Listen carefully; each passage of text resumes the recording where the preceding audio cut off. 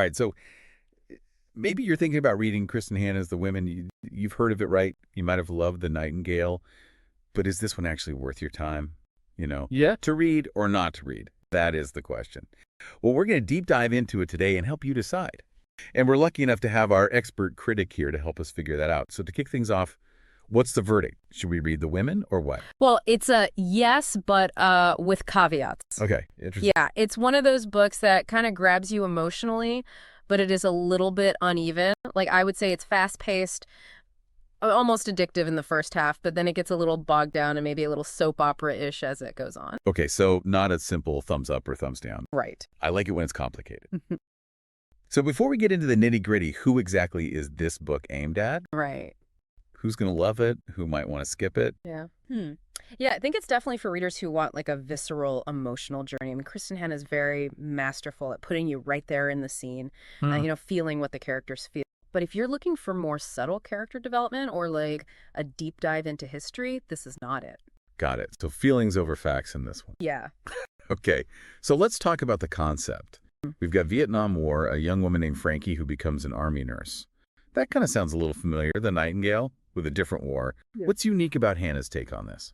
Yeah, well, this is really all about untold stories because we so rarely see the Vietnam War from a woman's perspective, and she really digs into that. The first half especially is so gripping. Frankie's training her arrival in Vietnam, the sheer chaos of the hospital. Hannah's descriptions are so vivid you can practically feel the jungle heat and smell the antiseptic. You're really selling it. It sounds pretty intense, though. It is. But, I have to say, I've heard some people complain about the writing style, being a little overwritten and melodramatic. Right. Which is kind of Hannah's trademark a little bit, right? Yeah, I mean, it is, and it works brilliantly in the first half, but the problem is that intensity doesn't let up. I think there's one scene where Frankie has to treat a soldier who has these horrific burns, and it is absolutely gut-wrenching. But then, like, later on, there's a whole love triangle that emerges that feels really forced, almost like it belongs in a different book. So a little bit of tonal whiplash, maybe? Right. Okay. Yeah. What about Frankie herself? I mean, is she a character you end up rooting for even when things get a little messy? Initially, absolutely. I mean, she's brave, she's compassionate. You admire her resilience in the face of so much trauma. But I have to say, as the story progresses, she makes some decisions that are, well, frustrating. And it's like she regresses as a character, and you lose a little bit of that connection that you had with her. Interesting. So a strong start, but maybe a shaky landing. Yeah. Are there other characters that kind of help carry the story a little bit? There are, but they're not as developed. Frankie has two close friends, Barb and Ethel. They're also nurses. Their bond is definitely a bright spot. It showcases that like fierce female friendship that Hannah does so well, but you don't really get deep into their backstories or motivations. So it's Frankie's show for better or for worse? Yeah, pretty much. Okay, now let's address the elephant in the room. This is a war story. Yeah. How heavy does it get emotionally? Let's just say have tissues ready. We're talking graphic war injuries, PTSD, the struggles of returning veterans. Hannah doesn't really shy away from the dark side of things, and while that makes it powerful, it's also very emotionally draining. Yeah, so not exactly a light beach read. Right. Got it. So for those of us who loved The Nightingale, yeah, how does this compare? Is it kind of similar vibe, different setting, or? There are parallels. Both books explore, female resilience in wartime, the bonds that are forged under pressure, the hidden costs of war. But I would say The Women has a much rawer feel. I mean, the Vietnam War was brutal. It was divisive. And that really comes through in Hannah's writing. Yeah. Okay, so building on those familiar themes, but maybe with a grittier edge. Yeah. Because of that Vietnam setting. Now, for those who are listening who might be looking for something that's maybe a little more historically accurate or has that deeper character development, are there any books that you recommend instead of this one? Sure. If you want historical depth, go for Anthony Doerr's All the Light We Cannot See. It's World War II, beautifully written, complex characters, and it really captures the era.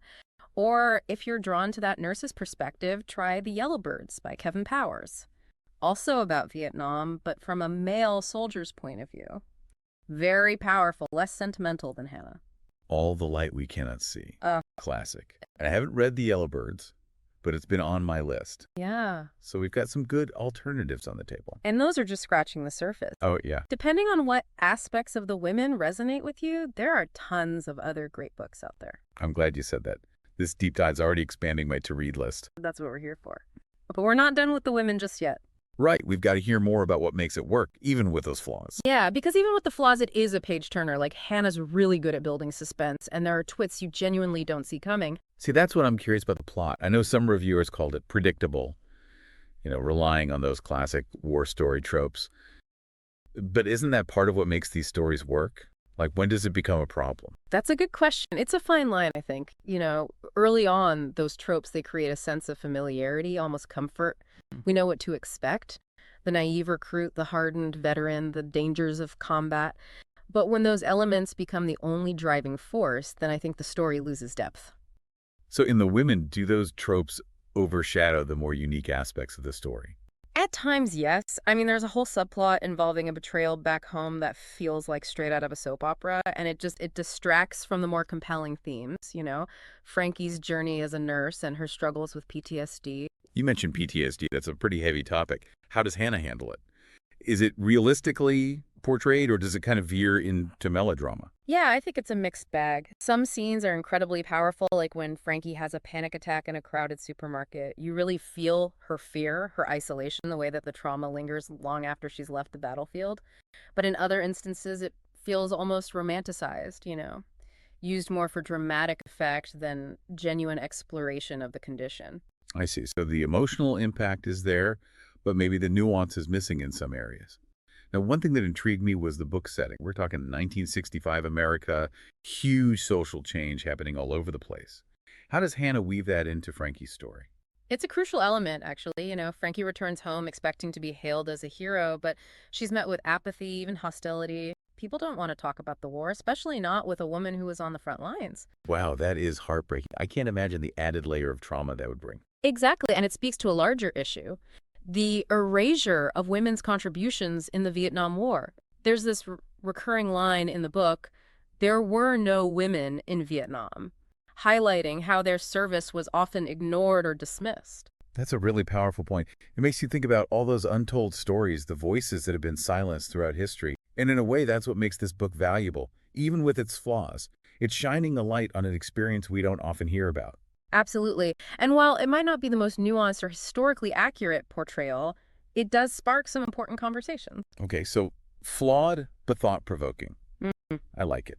Now, I have to ask, are there any lighter moments in the book? Does Hannah offer any reprieve from the intensity at all? Yeah, there are moments of humor and camaraderie, especially among Frankie and her fellow nurses.